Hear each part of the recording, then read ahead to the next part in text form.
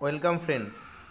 তো আপনি ইন্ডোএসিস অ্যাপে কীভাবে রেজিস্ট্রেশন করবেন ফার্স্ট টাইম এবং মোবাইল ব্যাংকিং চালু করবেন সে প্রসেসটা আজকে দেখে নেব।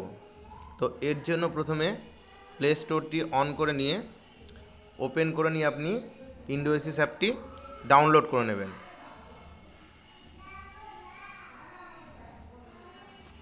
দেখুন ইন্ডোএসিস ইন্ডিয়ান ব্যাংক মোবাইল ব্যাংকিং।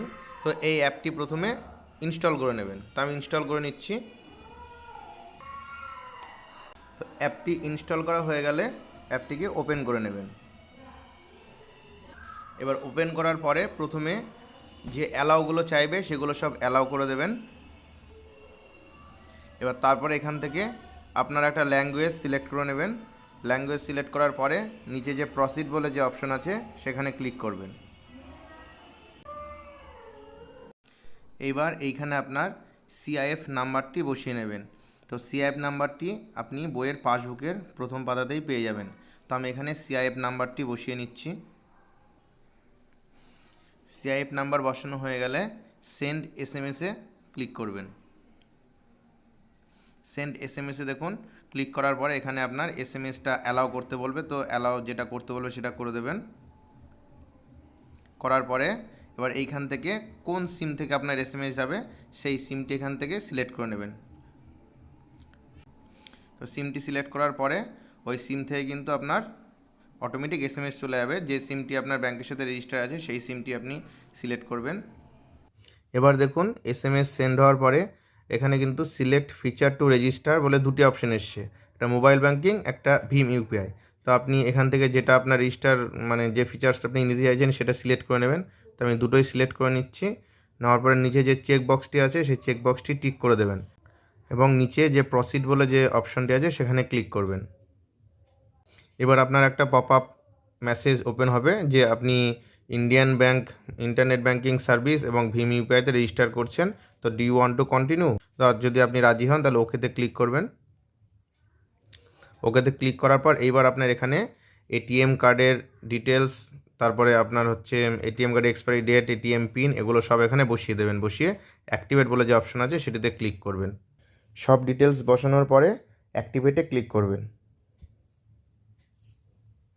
এবার অ্যাক্টিভেটে ক্লিক করার পরে এখানে কিন্তু একটা পিন সেট করতে হবে 4 ডিজিটের। তো এই পিনটা আমি সেট করে নিচ্ছি। তো আপনারা একটা 4 ডিজিটের পিন সেট করে নেবেন এবং নিচে দেখুন পিনটা কীভাবে সেট করতে হবে সেটা লেখা আছে M pin should be 4 digit numeric only, মানে আপনার শুধুমাত্র কিন্তু ডিজিটই দিতে হবে, অন্য কিছু দিলে হবে না। তো আপনি পিনটা সেট করে নেবেন। সেট করে নিচে যে প্রসিড বলে যে অপশন আছে সেটাতে ক্লিক করবেন। এরপরে আপনাকে একটা সেট এমটি পিন মানে ট্রানজ্যাকশান পিন 4 ডিজিটের একটা সেট করতে হবে। তো পিনটা সেট করে নিয়ে সাবমিটে ক্লিক করবেন। দেখুন এখানে কিন্তু একটা লেখা দেখিয়েছে যে এমটি পিন এবং এম পিন কিন্তু সেম হলে হবে না, মানে আপনাকে আগে যে এম পিন দিয়েছিলেন আর এখন যে এমটি পিন দেবেন সেটা কিন্তু অবশ্যই আলাদা হতে হবে। তো এটা আগের থেকে আমি আলাদা সেট করে নিচ্ছি। এমটি পিন বসানো হয়ে গেলে সাবমিটে ক্লিক করবেন। এবার এখানে দেখিয়েছে যে mobile banking registration is complete, do you want to continue with UPI registration? Mobile banking registration আপনার কমপ্লিট হয়ে গেছে, আপনি কি এখন ইউপিআই রেজিস্ট্রেশনটি করতে চাইছেন? যদি আপনি করতে চান সেক্ষেত্রে মানে কন্টিনিউ করবেন, আর যদি এই মুহূর্তে আপনি করতে না চান তাহলে এটাকে স্কিপ করে দেবেন। তো আমি এই মুহূর্তে করতে চাইছি না, আমি এটা স্কিপ করে দিচ্ছি। এবার দেখুন আপনার কিন্তু এই ইন্ডোএসিস অ্যাপটার লগ ইন পেজটা চলে এসেছে। এবার এখানে আপনার নামটাও এখানে শো করছে।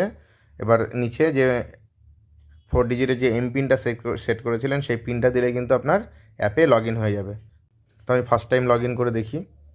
দেখুন ফার্স্ট টাইম লগ ইন করতে গেলে এখানে দেখাচ্ছে যে your fund transfer limit has been enhanced from 2 lakh to 5 lakh, continue using IndOASIS. তো এটা ওকে করে দেবেন এবং এখানে বলেছে যে allow app for fingerprint authentication. তো আপনি এটা চাইলে অ্যালাউ করে দিতে পারেন। ফিঙ্গারপ্রিন্ট সাকসেসফুলি অ্যাক্টিভেট হয়ে গেছে। এবার কিন্তু আপনার অ্যাপটাতে কিন্তু লগ ইন হয়ে গেছে। এবার একদম নিচের দিকে দেখুন গট ইট অর নেক্সট বলে যে অপশন আছে, তো আপনি নেক্সটে ক্লিক করবেন। নেক্সট ক্লিক করলে কিন্তু পরপরগুলো সব দেখাবে এবং গট ইটে ক্লিক করলে আপনার টোটাল অ্যাপটা কিন্তু ওপেন হয়ে যাবে। এবার এটার থেকে আপনি ফান্ড ট্রান্সফার হোক বা যেটা হোক সব কিছু কিন্তু এখন করতে পারবেন। তো আমি পরবর্তীতে কীভাবে ফান্ড ট্রান্সফার করতে হবে সেটা দেখিয়ে দেবো। আজ এই পর্যন্তই, ভিডিওটি ভালো লাগলে চ্যানেলটি অবশ্যই সাবস্ক্রাইব করবেন। ধন্যবাদ।